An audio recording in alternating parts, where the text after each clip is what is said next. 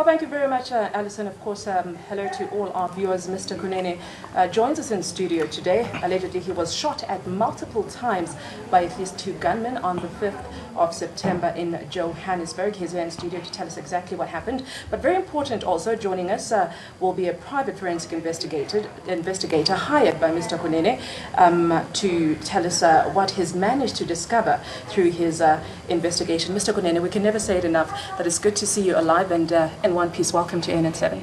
Thank you very much for having me, and let me thank ANN7 for giving me this platform to respond to all these malicious and stupid claims that I staged my own assassination. And before we get to that, yes, Mr. Kunene, I think it's very important that we get some kind of substance with regards to what the private investigator found out in his work. We have joining us live private investigator Mr. David Klatso. Mr. Klatso, very good evening to you. Thank you for joining us. I do hope that you can hear me. This incident of allegedly Mr. Kunene being shot at happened on the 5th. Today is the 8th, but I understand you already have a preliminary report of what transpired on that day. Can you quickly take us through the details, the main details of what you've managed to discover? Yes, I investigated the vehicle. I took statements from the various parties who were in the vehicle at the time. There was Mr. Kunene, and there was also a female friend, and I took statements from them. I then proceeded to the scene of the shooting and established that part of the statements could be verified actually at the scene of the shooting. The scuff marks on the pavement where Mr. Kunene reversed his car. I then proceeded to the motor car, which was being held at the panel beaters prior to its being fixed and prior to being authorization being given by the insurance company. That car, by the way, had allegedly been investigated by the police. They'd obviously released it because it was out of police custody. I took out of that vehicle 5 separate bullets. I was also handed a 6th bullet, and those bullets were clearly part of the shooting. The car had been hit by 7 shots, all on the right-hand side as you look towards the front of the car. In other words, the driver, not the driver's side, the passenger side. So the car was hit 6 times, 7 times from the left by somebody standing in front of the car to the left and firing slightly down at it. There's no doubt that the attempt was to fire shots at whoever was in the passenger seat. The shots would have, had they penetrated the car, been very damaging to whoever was sitting in the passenger seat. I also found a bullet in the wheel, in the front left-hand tire, and my preliminary assessment is that somebody was standing 5 to 10 meters in front of the car and firing shots. There have been a number of comments made in the social media about the ease with which you can hit a car. I must dispel those immediately. There's no doubt that whoever's firing the shots, that they hit the car with, I think there were 14 or so shots fired, but the fact that there were 7 shots that hit the car is fairly accurate shooting. I was recently involved in the Nando's incident where the police opened fire on a Nando's vehicle, and despite firing 5 shots at a much larger vehicle, which was traveling straight down the road in front of them, they only managed to hit it twice. So it's a bit of a myth that you can be accurate unless you're very well trained under the circumstances in which the shooting occurred. So there's no doubt in my mind that the police have done a very shoddy job in investigating this particular shooting, and I'm curious to know why they hadn't bothered to forensically investigate the vehicle. Mr. Klatso, I believe you obviously have been working with the South African Police Service. You believe they've done a shoddy job. What kind of interactions have you had with them with regards to this preliminary report that you have come up with and the investigations that they have done? And what progress has been made? Okay, I've had no interaction with the SAP other than to have a brief conversation with the very junior investigating officer in the matter. that also is a cause for concern. This is a fairly high-profile case, and I would have expected somebody a little more senior than a constable to be assigned to the case. Well, Mr. Klaso, thank you for telling us those details. Please do stay with us. I just want to come back to studio. Mr. Kenny Kunene, how does it make you feel when you realize that there's a lot of evidence that is allegedly was missed by the South African Police Service, who I want to understand were the first respondents when this alleged attempt on your life happened? We found out there's 7 bullets from your private investigator. We haven't really heard much from South African Police Service, and I suppose this is what has inspired all this conspiracy theories and disbelief from the crowd and from, you know, just South Africans, even on social media, that we've seen. Number one, I cannot blame the public for the comments that they have made. But I must say, from the night of the shooting, there's a few incidents that happened. Some colonels and captains who arrived there, the line of questioning that they had, the phone calls that were made by some after having spoken to us, and the narrative that they were basically giving without having all the facts, that this was a botched hijacking.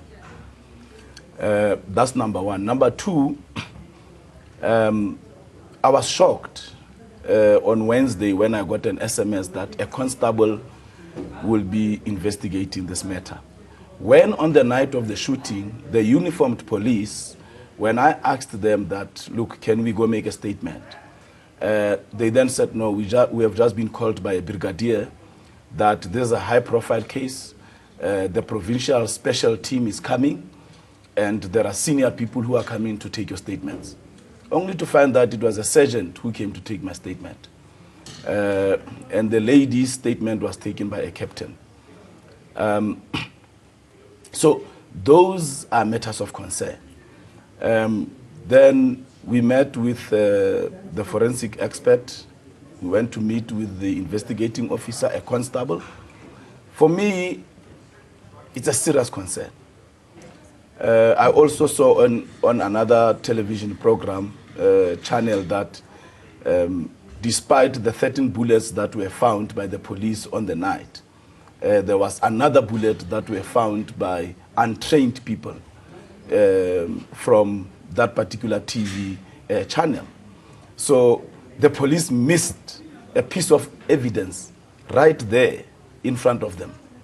And I suppose that's what the problem is, because we keep hearing all these different numbers. I remember on that very night when the story broke, I actually spoke to you on the phone after the incident had happened. And I think you had mentioned a number that was obviously higher than 7, which the forensic investigator has told us now. And I can imagine, obviously, you were traumatized. A lot of things were happening there. Yes. We also heard a figure of 21. Yes. Your forensic investigator says 7. What is the African Police Service saying? The forensic investigator is saying, after he examined the car was hit 7 times. We always thought that the car was hit 5 times because on the body you can visibly see 5 holes. But when he inspected the car, we then realized that there was a bullet that went into the front tire, which is said to be a 45, and there was a bullet that went into the mag wheel at the back. So that is the 7. But the shots, the castings that were found by the police were 13. Then there's a 14th one. And the number of 21 might come from the people who were in the surrounding who had the shots, you know, because it is very close to a residential area. There's blocks of flats there.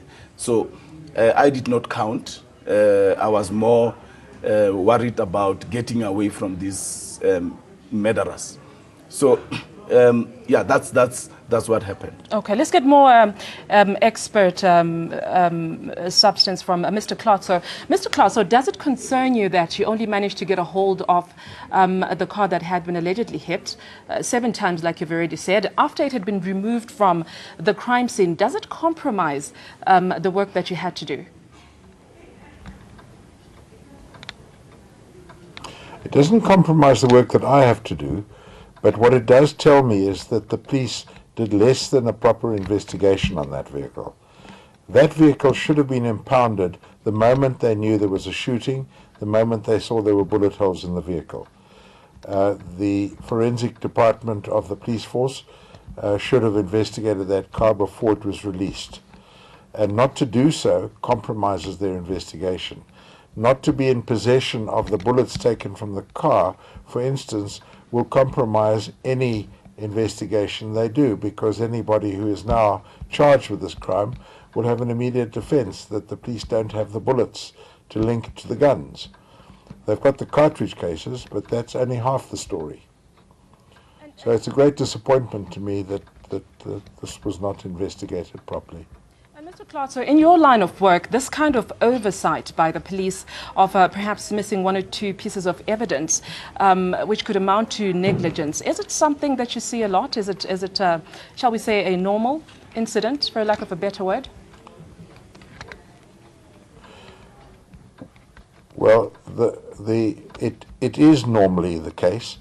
In the high-profile cases that I've been involved in, the police examination of the scene of crime, the police exhibits, the way they've handled the forensics has been uniformly bad. And one only has to go back to the Fred van der Vyver case, one looks at the Devani case, one looks at the various cases that have been handled so incredibly badly. And it's a great disappointment that the police don't seem to learn from their mistakes. They seem to blunder on without taking any cognizance of the fact that they've really messed up in the past. And the condition of these bullets, Mr. Clark, so would you say they're good enough to be further examined and perhaps be used as evidence as this case progresses? There's no question about that they could be important. They are certainly capable of being forensically examined, and there's little doubt that they could play an important role should they arrest perpetrators, should they find the weapons that fired the shots. This will be an important piece of evidence. Let me come back to studio and speak to Mr. Kenny Kunene. I see you wanted to react to something that Mr. Klotso said there. Yes. Let me just give you the chronology of events so that you understand. After we got shot around 8, I reversed the car, and by God's grace and my ancestors, we managed to get away, and the guys ran back into their car. And I drove into the neighborhood because I thought maybe they would come back. And then the security guys' tactical unit was called in. They informed us that Metro Cops and the police are at the site where we were shot. And we must just wait here. They've informed them of where we are. They will come. The police did not come. Metro Cops came, they looked at the car, and they left. Then we decided that let us go to the police station, to Bramley Police Station. On our way, we stopped at the scene of crime where the shooting happened, and with the tactical unit. To our surprise, castings were lying around, and we counted 12 at the time. Then we went to the police station. When we got to the police station, upon seeing me, the cops then said, no, let's get back to the scene of crime. We got back to the scene of crime. They found 13 bullets. And then I said, okay, where to from here? Can we make statements? I'm stressed out. I want to go home. And I was told that a brigadier called and said, specialized teams are being dispatched, forensic team is being dispatched, uniformed police must do nothing. Now, a colonel arrives there. He tells us that this is a very high-profile case, and therefore, they will do everything in their power to investigate. And a crime intelligence captain is also on the scene. The following day, I get informed that the case has now been allocated to a constable. That was a matter of concern. News 24 reports that there's a security guard who said he saw everything. When Mr. Tatso came here and he was doing his investigations, we went to see the colleagues of the security guard. And then we went to meet with the investigating officer. We said to him, we are told the security guard who saw everything can be seen after 7. Can we meet there with you as a police officer so that he can be comfortable to talk to us? It's important for your investigation. And we said, a TV channel has reported that there are cameras around here. To which he said that those cameras are not recording. They are just running. But there's no recording that's happening. And around just before 7, he sends me a message and says that he is too far to be able to arrive there at the time that is arranged. I must go there and I must inform him of the developments. Right. And just for the interest of time, sorry, Mr. Kunene, I want to find out, since you allege all this bungling that happened as you're relating to us, through the investigation of this case, have you made a report to IPID? I have contacted IPID. I'm putting together my complaint because I believe that there was a deliberate attempt by someone from high above to make sure that this particular case does not have proper professional investigative unit or investigators.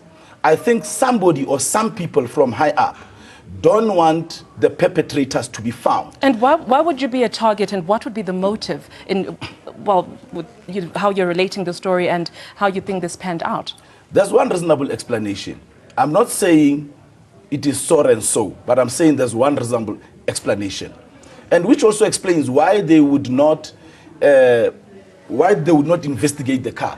When they say they processed the car, they mean like you and me, without an untrained eye.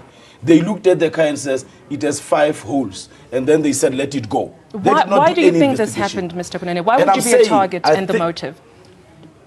The only reasonable explanation is that Mr. Motali, who is a very good friend of mine, my best friend, we spend almost every day together. He wrote questions to the Deputy President. And upon these questions being leaked with his phone number on them, he got death threats for the whole weekend. On a story that was also leaked to us. And as you have seen his statement, he has also said this was leaked to other newspapers and other media houses. We ran the same story on Sunday with more evidence than what Sunday Independent ran. On Monday, we ran the same story, another girl who is linked to the Deputy President, and with videos. So I think somebody assumed, or some people assumed, that I've got weekly expose has too much material, that because we mentioned that we are going to publish stories every day, more stories on this with videos and pictures. And my journalists are the ones who've got the stories. They've got the evidence. I don't have it. I am the owner. I am the funder of the online newspaper. I don't write stories. But I think that somebody assumed that I have the information and therefore I must be taken out. But I'm not saying it as a fact. I'm saying it as suspicion. Number 2, the car was shot. When these guys came out of the car, they went towards the left, stepped onto the pavement. If you hijack a car, you go to the driver because you want the car to stop. You want to make sure that you immobilize the car. These guys stepped towards the left and they started shooting. So it was not my car. So my assumption would be they thought that I could be sitting on the passenger seat because I know that I've been under surveillance. I have been informed and tipped off that I'm under surveillance. And so I think they thought that I was not driving. I'm on the passenger seat. And that is why they went to the left side and shot at the left side. So it was clearly a hit. Somebody wanted me dead. And this is a politically motivated hit with regards to what is happening with the leak of the emails and the Deputy President, Cyril Ramaphosa. I understand that. It relates Some would to ask that why would the sources... I suspect that it relates to that. I'm okay, not saying... that's your suspicion. Yes, I'm not saying with authority and as a fact. I understand that. Everything is still investigating. It can't be a coincidence. One would ask that why would the sources target, well, not target, but come to weekly expose only, or perhaps Sunday Independent only with, with this information against the Deputy President? I can tell you that Mr. Motali and I are under surveillance. And on the night, when Mr. Motali knocked off, he came to my office. And both our cars were at the office. But I suspect that I was seen to be going in this car and driving with this lady. So they maybe decided that this is who we have. Or maybe they could have thought that both of us are in the car. I don't know. But all that I'm saying is, at the night, I was with him. He came to my office. We stayed there until I left the office at 20 to 8 because I had to rush somewhere. And he was supposed to be with me in the car. But the bodyguards then said, no, this guy is too small, it will compromise you. And he's very tall. So he then stayed behind. So it was clearly a hit. Okay, and this is what obviously your private forensic investigator that you hired has told us this evening.